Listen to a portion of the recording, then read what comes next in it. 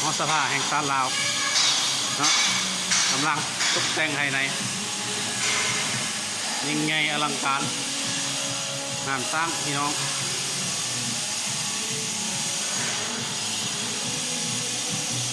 เนาะกรรมกรประมาณ500 คนต้นๆเนาะกรรมกร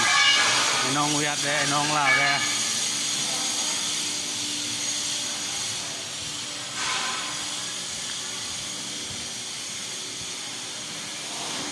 สภาอันทรงเกียรติเนาะ